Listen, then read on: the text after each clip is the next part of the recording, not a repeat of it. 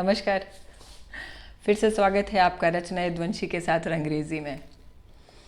फिर से हाजिर हूँ मैं आपके लिए एक नई अच्छी सॉफ्ट सी सुंदर सी बहुत दिल को भरने वाली लव स्टोरी लेके। वाई लव स्टोरी ओनली, इस पे बाद में बात करेंगे। कहानी थोड़ी लंबी है, इसलिए पहले कहानी शुरू करती हूँ मैं। सुनिए, कहानी का नाम है वचन। कहानी का शीर्षक है वचन। रितिका के हाथ कांप रहे थे। दीप प्रज्वलन के वक्त वो डीएम साहब के इतना नज़दीक खड़ी थी कि उनके परफ्यूम की भीनी सुगंध उसके जहन में आराम से खलबली मचा रही थी। समारोह का आरंभ चूंकि भारतीय परंपरा के अनुसार दीप प्रज्वलन और गणेश वंदना से ही होता है, सो दीप जलवाकर रितिका गणेश वंदना के लिए मंच से नीचे उतर आई थी। कितना ईश्वर प्रदत्त समय लग रहा था उसे ये। इशारे से चपरासी को बुलाकर एक गिलास पानी मंगवाया और तेजी से हलक से नीचे उतारा था। गणेश वंदना में क्या गाया जा रहा था उसे कुछ सुनाई नहीं दे रहा था। वो तो डीएम बने बैठे रजत को कनखियों से देखती, नजरें चुराती बाबरी हुई जा रही थी। कितना चाहते थे रितिका और रजत एक दूसरे को। आईएएस की तैयारी के दौरान एक कोचिंग में दोनों की मुलाकात हुई थी। दोनों मेधावी थे, इसलिए अच्छे मित्र बने और फिर कैसे ग्रुप डिस्कशन और क्लासेस में मिलते मिलते मित्रता की डोर प्रेम का रेशमी धागा बन गई, दोनों को पता ही नहीं चला। कोचिंग में भी दोनों का नाम साथ में लिया जाने लगा था। रितिका रजत पर जान छिड़कती थी और रजत भी बहुत संजीदा था रितिका के लिए। तो फिर दिक्कत कहाँ थी? दरअसल रजत खुद बहुत होनहार था और उसकी सारी शिक्षा उसके अपने वजीफे के बल पर हुई थी, क्योंकि उसके पिता एक किसान थे। बहुत ही साधारण परिवार में उसकी पैदाइश हुई थी। इधर रितिका के पिता ऑफिसर थे और माँ एक मॉडर्न महिला थी। उसकी बड़ी बहन की शादी भी एक ऑफिसर से हुई थी। रितिका ने यूं तो अपने आधुनिक विचारों वाले अभिभावकों से अपना और रजत का प्रेम छुपाया नहीं था, और माँ पिता की भी एक ही शर्त थी कि रजत यदि आईएएस बना तभी उन दोनों की शादी करेंगे, क्योंकि उनके परिवार के हिसाब से स्टेटस मैच होना चाहिए। रितिका को यह शर्त मंजूर भी थी, क्योंकि उसे रजत की काबिलियत पर पूरा भरोसा था। जिंदगी इतनी सरल हो तो रंगमंच क्यों कहलाए। रजत के अंतिम नतीजों पे न जाने कौन सा ग्रहण लगा था कि प्री मेन सब क्वालिफाई करके जब इंटरव्यू की लिस्ट आती तो रजत का कहीं नाम ही नहीं होता था। रितिका रजत के हाथ थामे घंटों बैठी रहती और उसे अगले प्रयास के लिए हौसला देती थी, लेकिन उसके खुद के अंदर हर असफल नतीजा उम्मीद की एक परत फाड़ के जैसे चला जाता था। रितिका स्कूल के दिनों से ही टॉपर थी और उसके परिचित सभी लोगों को उस पर पूरा भरोसा था कि वो ऑफिसर ज़रूर बनेगी। पहले प्रयास में रितिका इंटरव्यू में सफल नहीं हुई तो उसने यूनिवर्सिटी के प्रवक्ता पद का इम्तहान भी दे दिया। समय मुट्ठी में से रेत सा फिसला जा रहा था और रितिका और रजत का भविष्य मानो पेंडुलम हो गया था। रितिका, रितिका, तुम्हें प्रिंसिपल बुला रही हैं स्टेज पर। पीछे से जब सीनियर प्रवक्ता ने रितिका को कंधे से छुआ तब जाकर रितिका की तंद्रा टूटी थी उस दिन। हे ईश्वर, ये कैसी परीक्षा ले रहा है मेरी। रजत कलेक्टर बन के आया भी तो मेरे ही जिले में। रितिका के मन में तूफान की तरह उमड़ते ख्याल कोई भांप ही नहीं पा रहा था। उस दिन यूनिवर्सिटी के समारोह में मुख्य अतिथि के तौर पर रजत का जिला कलेक्टर के तौर पर वहां आना, रितिका का मंच संचालन करना रितिका के लगभग शांत हो चले जीवन में जैसे घोर सुनामी ले आया था। रितिका यंत्रवत सी लिली के सफ़ेद फूलों का बुके लेकर जब मंच पर रजत को देने पहुंची, उसके कान इतने गर्म थे मानो आग छू के आई हो। रजत हमेशा उसे सफ़ेद लिली का बुके ही तो देता था, उसके जन्मदिन पर यह कहते हुए, रिति, फूल प्रकृति का सबसे निश्चल और खूबसूरत तोहफा होते हैं। मैं हमेशा तुम्हें यही दूंगा। जब मेरा वॉलेट रुपयों से भरा होगा तब भी। रितिका ने डीएम श्री रजत कुमार को बुके दिया तो रजत की उंगलियों के पूरे उसकी उंगलियों से टकरा गए थे। रितिका को लगा उसके दिल की इतनी धड़कन तेज़ हो गई है कि रजत ने ज़रूर सुन ली होगी। आज रजत कितना अच्छा लग रहा था। 6 फीट लंबा एथलीट बिल्ड का रजत उसे जब पहली मर्तबा कोचिंग में दिखा था, रितिका को अपने हॉस्टल डेज के रोमांटिक नोवेल का हीरो जैसे सामने खड़ा सा लगा था, और उसके लिए लव एट फर्स्ट साइट ही था। नियति हमेशा अपने ही रास्ते चला करती है। समय से पहले कब किसको क्या मिला है जो रजत और रितिका को मिल जाता। उस आखिरी यानी माँ की चेतावनी के हिसाब से रिजल्ट को कुछ अभ्यर्थियों की रिट याचिका के चलते हाईकोर्ट ने रोक दिया था और रितिका और रजत की प्रेम की दास्तान भी वहीं ठहर गई। रितिका ने दूसरे शहर की यूनिवर्सिटी जाकर प्रवक्ता पद पर ज्वाइन करके जब रजत को फ़ोन पे सूचना दी थी तो क्या कहा था रजत ने उसे अच्छे से याद है। वाओ ग्रेट रिति, तुम यूपीपीसीएस के रिजल्ट का भी इंतज़ार करना, तुम्हें अवश्य सफलता मिलेगी। लेकिन अब तुम मेरा इंतज़ार छोड़ दो।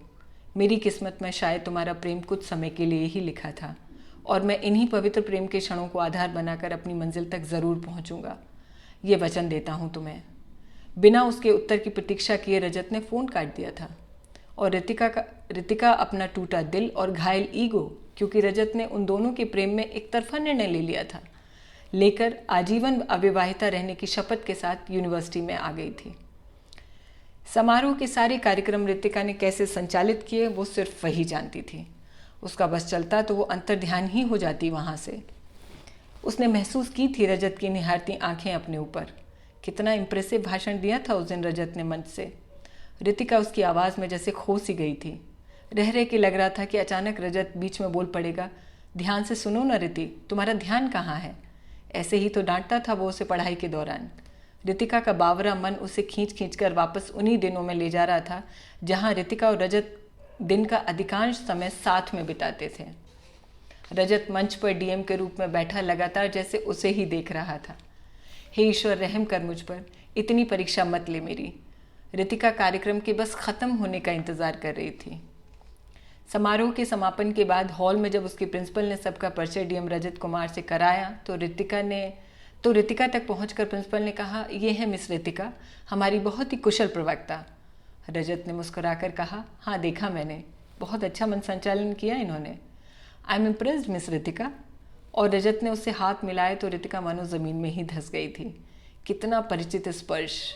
उसे एक पल को लगा कि वो फ्लैशबैक में है, जहाँ घंटों रजत उसका हाथ थामे अपनी कोई किताब पढ़ता रहता था।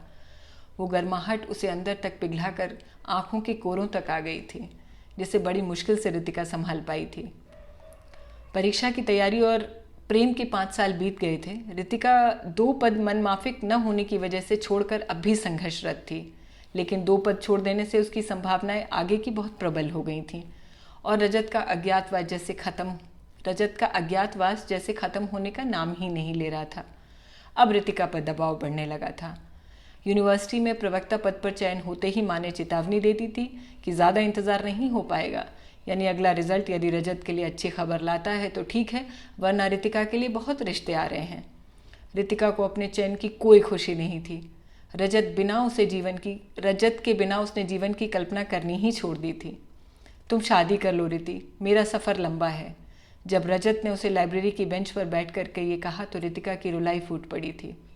मुझसे नहीं होगा ये रजत, मैं किसी के साथ खुद को बांध नहीं पाऊंगी। रजत के भी कोरों से 2 आंसू ढलके थे। स्वर साध कर उसने कहा था, मुझसे भी कहाँ हो पाएगा, लेकिन मैं तुम्हें और कटघरे में नहीं देख सकता। रितिका ने उसे कभी इतना टूटते हुए नहीं देखा था। उसने रजत के आंसू पोंछते हुए कहा, मैं अगले रिजल्ट का इंतज़ार करूंगी रजत। कलेक्टर साहब की विदाई के वक्त जब प्रिंसिपल ने रजत से कहा कि सर आप बहुत व्यस्त रहते हैं, हम चाहते हैं कि हमारे अगले कार्यक्रम में आपकी मैडम आएँ जो कि हमारी नई केमिस्ट्री लैब का उद्घाटन करें, यदि आपकी इजाज़त हो तो हमें बहुत अच्छा लगेगा। डीएम रजत कुमार हौले से मुस्कुराए और कहा, फ़िलहाल तो मैं अकेला ही हूँ, आप और मिस रितिका चाहें तो मैं एक बार फिर वहाँ बुके लेने आ सकता हूँ। पास खड़ी रितिका के मन में जैसे हज़ारों घुंघरू एक साथ बज उठे थे। दौड़कर वो रजत के गले लग जाना चाहती थी, लेकिन एक परिपक्व शालीन प्रवक्ता डीएम साहब से मुखातिब हुई और बोली, आपका इंतज़ार रहेगा।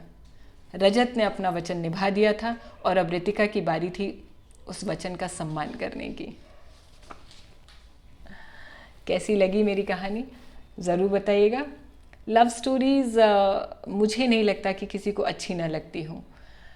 ये केवल मेरा ऐसा मानना है कि लव स्टोरीज़ केवल फिक्शन में नहीं होती, परिकथा नहीं होती, केवल फिल्मों में नहीं होती, ये हमारे आसपास ही होती हैं।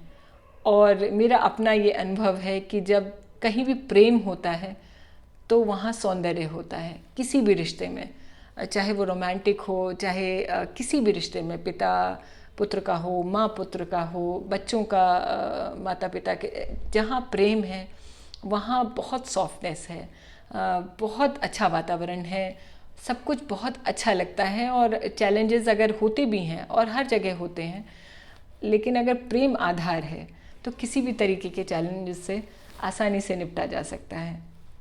कैसी लगी आपको कहानी मुझे ज़रूर बताइएगा। और मेरी कोशिश रहेगी, मैं फिर से क्षमा चाहूँगी कि लेट हो जाता है, गैप हो जाता है मेरे वीडियोस में, लेकिन मैं पूरी कोशिश करूँगी कि अब बहुत नियमित तौर से मैं आपसे मिलती रहूँ, आपको सुनाती रहूँ कहानियाँ। आप कमेंट ज़रूर करें और वो शेयर करें। सब्सक्राइब तो आपने काफ़ी लोगों ने कर लिया है, शेयर भी ज़रूर करें, थोड़ा सा आगे बढ़ाएं। देखिए, यूट्यूबर होने के नाते अब मैं चाहूँगी कि मेरा सिलसिला और आगे तक जाए।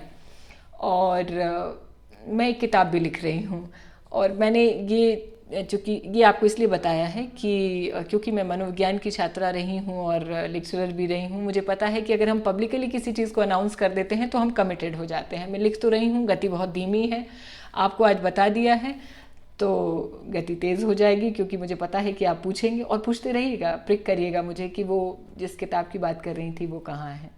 चलती हूँ, बहुत जल्दी, बहुत बिना गैप के, बिना देर किए आपसे फिर मिलूँगी अपनी लिखी एक कहानी के साथ रंगरेजी में। बहुत बहुत धन्यवाद आपका मुझे सुनने के लिए।